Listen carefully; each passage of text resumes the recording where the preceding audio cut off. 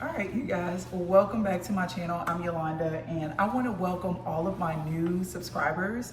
You guys, there are over 500 of you all who have subscribed to my channel because you saw my video from last week when I talked about leveraging GLP-1 medications and my health and weight loss journey, and I lost over 80 pounds in 8 months. So I just want to say welcome and thank you guys for showing me so much love on that video.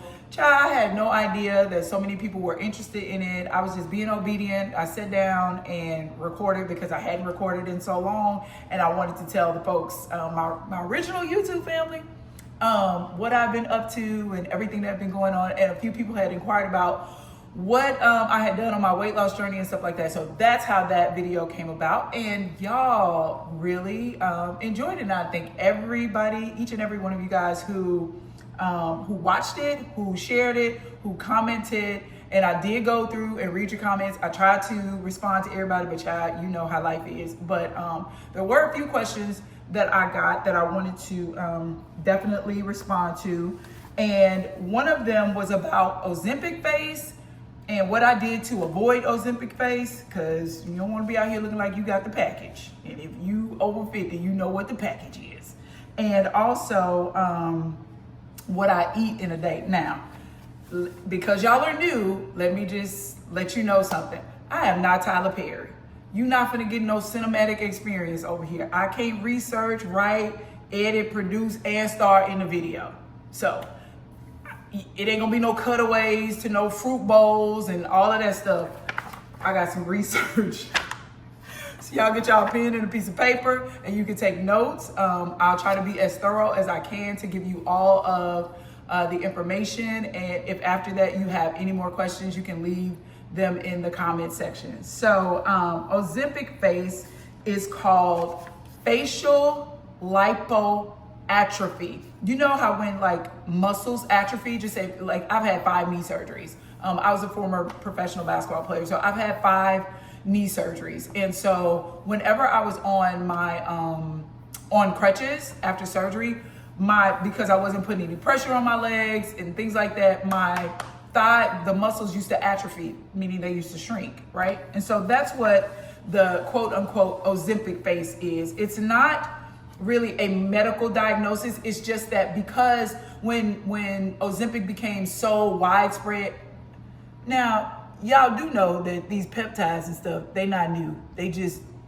new to us. But when Ozempic became widespread, you'd see people who lost dramatic amounts of weight, and they did it really, really fast because all they were doing was taking the shot, not really focusing on nutrition, not replacing like collagen, not doing strength training. Baby, they was like me, child. They was just not trying to be fat. But I didn't want to look irregular, so I did do my research before I started, and it took me about a year. I tried it out first in November of 2023. I was on semaglutide. Child, I took them 2 shots and I was still hungry, and I threw the other 2 away because I was like, I don't even like medicine like that anyway, and this ain't working, so let me stop before I fool around and give myself something I can't get rid of.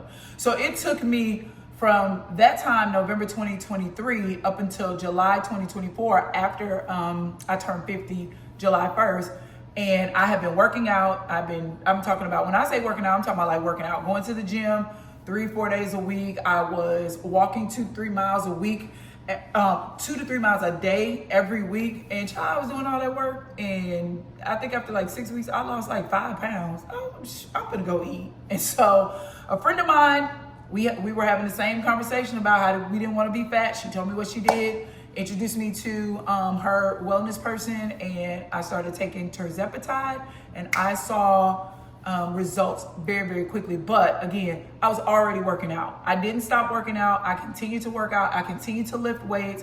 I reduced the amount of cardio that I was doing. So instead of doing 3 to 4 miles a day, every single 3 to 4 times a week, I would do like 10 minutes of cardio on the elliptical because of my knees, or maybe like on the bike, and then I would lift heavy weights, because that is, if you're a woman over 50, you know, as we get older, our bones lose density anyway, our body, our skin loses collagen. So we have to take precautions. We have to use preventative measures so that as we age, we can maintain our muscle mass, we can maintain our body. We ain't walking around here looking crazy. So Ozempic face, it's not a medical diagnosis. It's a term that, again, it caught fire online to describe the sunken, tired look, like the sick looking face that some people developed after losing a lot of weight on GLP-1 medicines like Ozempic, Wegovy, and Mounjaro. But that is because they lost weight so fast and they didn't have structure underneath. So they were losing the weight, but they weren't building their muscles in the meantime. So the weight came off and they just out here looking like. And so when you drop like fat quickly, you don't get to choose where it comes from. So a lot of times when you see people who lose weight, you first notice it in their face. I know that's how it was with me. I was like, and then I wasn't. But I made sure, because I did my research before, that I did things that were gonna help me to maintain my structure and stuff like that. Like, I ain't wanna be fat, but I ain't wanna be out here looking backwards either. So one thing that you can do to combat that is microdosing. And microdosing is, like, in the context of GLP-1, it is starting on a lower dosage and staying on that lower dosage longer, giving yourself time to lose the weight at a slower rate, so that while you're losing the weight, you can develop the healthy habits that you need to develop. So for instance, if you are prescribed 5 milligrams a week for 4 weeks, microdosing that would be taking half the dosage, like 2.5 milligrams a week for, say, 8 weeks. Right? So you just stretch it out over a period of time. That way your body gets time to adjust to it, because some people do experience nausea. Some people experience, being extremely tired, some headaches. I was just nauseous. That was my only thing. And it lasted for 2 weeks, but it subsided as the days went on.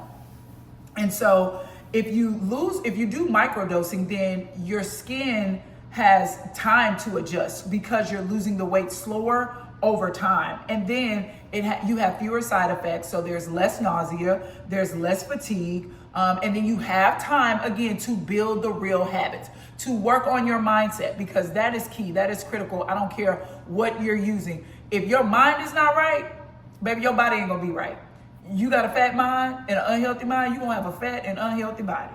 Okay? So that's just that. So it gives you time to make those behavior changes that are necessary for you to sustain the weight loss and the transformation long after you're done taking the medicine, so the weight doesn't come back. And also having a strategy, like having I'm gonna stay on it for X amount of time, and that time could be a year, 2 years, or whatever, just as long as you have an exit strategy. I don't know. And again, I'm not a medical doctor. I'm not a medical professional. I'm not a nurse. I ain't been to nobody's medical school, but I am just telling you what I did for myself, the research that I've done. And I am currently enrolled in a certification class to become a certified wellness coach, specifically to assist women who are utilizing GLP-1 medications as part of their weight loss and health transformation strategy. So, and then the other thing is that microdosing helps you to learn to eat with intention and not just avoid food, because it will take your appetite away. So you have to be mindful that your body needs fuel. It needs food, but it needs the right food. And so that's the thing that I'm going to go into next. Okay, so you want to make sure that you are giving your body food that is going to, again, fuel it, not stuff that's just gonna make it feel good in the interim and then you done, you mad. It has no nutritional value. Like chips and stuff, they have no nutritional value. And I'm not condemning you, child, because again, sour cream and onion potato chips was my jam. Reese's Cup was my jam. Ginger ale was my jam. And then you just package them all together, baby. Yes, that's how I got up to almost 250 pounds. And so there's this thing called God's divine nutrition plan. And if we eat the food that God created, like the food that God calls food, then we would be okay. A lot of the diseases that we have in our bodies would be healed. a lot of the stress that we have, a lot of the brain fog, eliminating sugar and things like that. All of those problems would be eliminated if we just learned how to eat and learn how to eat to nourish our bodies. And so I just want to tell you, I did my research. So God's food, he's already given us the formula. It's real food. And if it grows from the ground, or if it had a mama, you good. That means like your fruits, your vegetables, your protein, your healthy fat. And the foods for our, we see the different colors of food. They're not just for decoration, they're actually for healing. So your red foods like strawberries, beets, red peppers, those things support your heart. And let me tell y'all something about beets. Now, beet juice, if you have low iron, if you feel like you get fatigued really quickly, beet juice is great to help improve your iron. And also when you're going to work out, it increases your stamina and endurance, but it tastes like dirt. I don't care what you put in it, it tastes like dirt. So if you put oranges in your beet juice, it's gonna taste like dirt with oranges. If you put lemon in your beet juice, it's gonna taste like dirt with lemon. Just forewarning you. But over time, it is an acquired taste, but it tastes like dirt. But I'd rather drink the beet juice because I can't chew no beet. I don't know what it is. I don't know if it's the texture or what. I'm just not that. I cannot chew no beet. So I stick to the beet juice. So if you are a person who has like low iron, you get tired really quickly and stuff like that, and you're looking for foods that can fuel you and help your heart, look at the red foods, like your strawberries, your beets, your red peppers. Orange foods like sweet potatoes, carrots, those are great for your skin. Yellow foods, squash and lemons, and these are just some examples. They help to boost your immunity. Your green foods like your spinach, your kale, your cucumbers, those things help to detox your body. You see a lot of people online. I follow a lot of, well, not a lot, but I follow some channels that focus on like juicing and vegetarian or plant-based living, and they're always, all the juices almost always have some kind of spinach or kale to anchor it. So green foods, spinach, kale, cucumbers, like things like that, they detox your body. Purple foods like blueberries and purple cabbage, they help your brain. And then your white foods like onions and garlic and mushrooms, they fight inflammation. So if your plate is beige and dead, then your body gonna feel the same. What do I mean by beige and dead? You got toast, noodles, that kind of stuff, crackers, freezer meals with them little mystery pack sauces in there. They don't have no color. It ain't got no life, no, just carbs and chemicals. Those things are considered dead foods.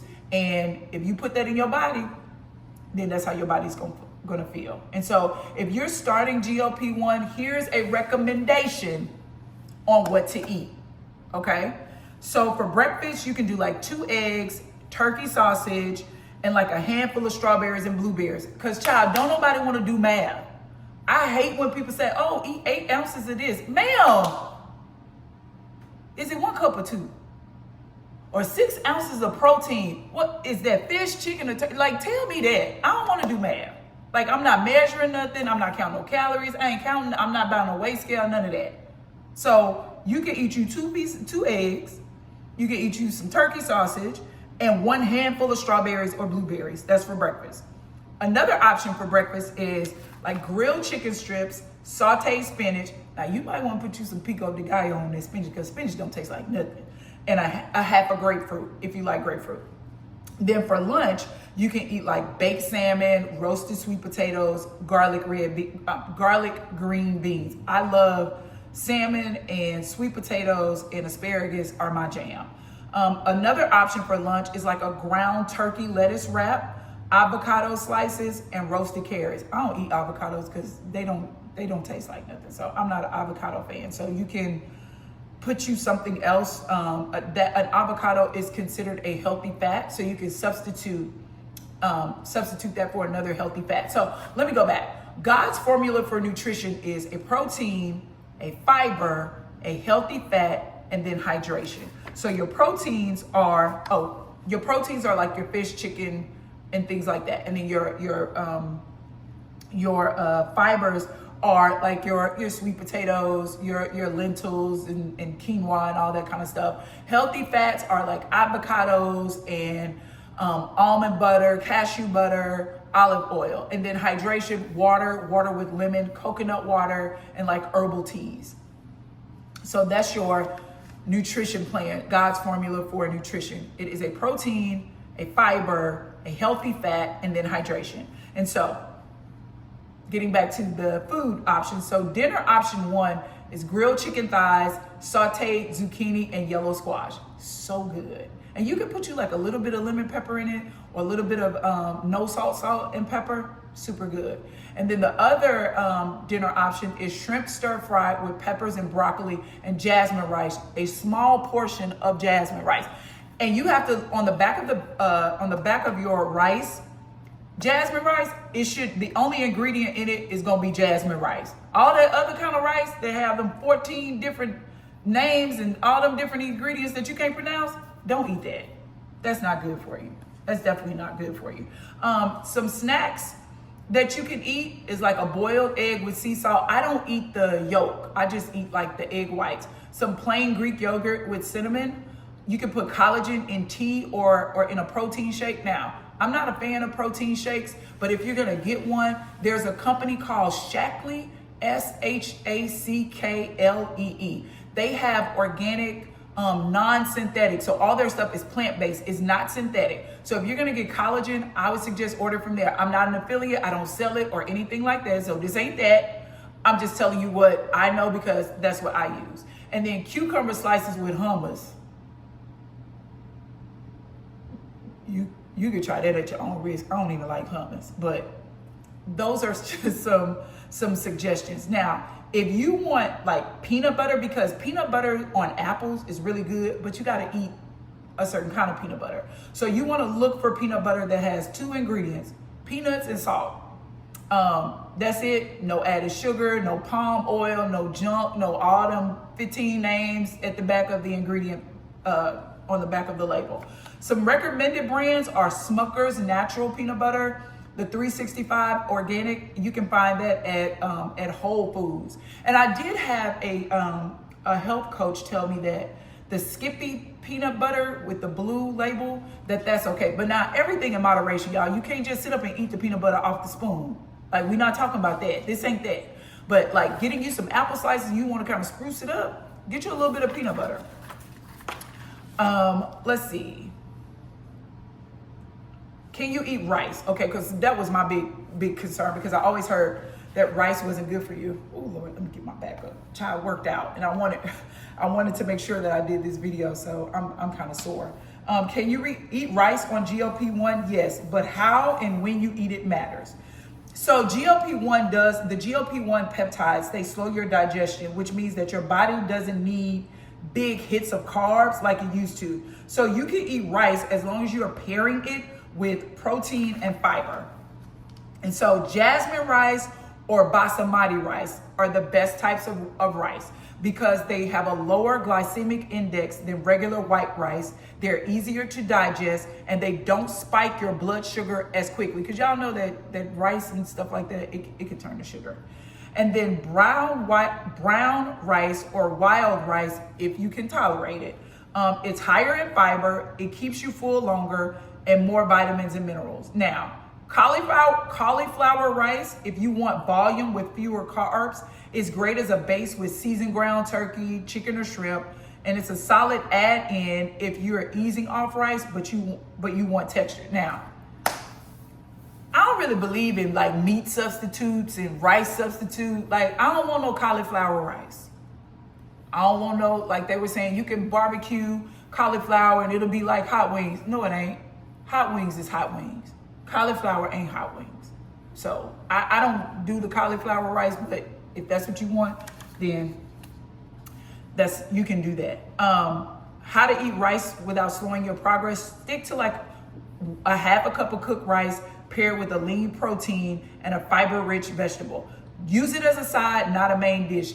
I'm from Mississippi, but we used to eat rice for breakfast with bacon, eggs, and toast. We used to eat rice for dinner, and it was the main event. Like, we used to eat rice with just a bowl of rice with butter and salt. Like, and that was it. So, but don't do that. When you know better, you do better.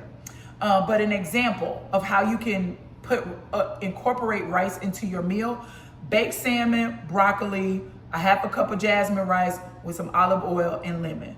Ground turkey stir fry with peppers, onions, and it says cauliflower rice blend, but I would try brown rice. Unless you eat cauliflower rice, then, you know, have at it. But you want to make sure that you don't load your plate with nothing but rice and butter and salt, and then like that's it. And so, yeah, you just want to be mindful of the foods that you're eating, making sure that you're eating food that's actually food, the food that God calls food. Think about the colors when you look at it, when you're going in grocery shopping. Stay on, I'm sure you've heard this, but I'm going to remind you, stay outside.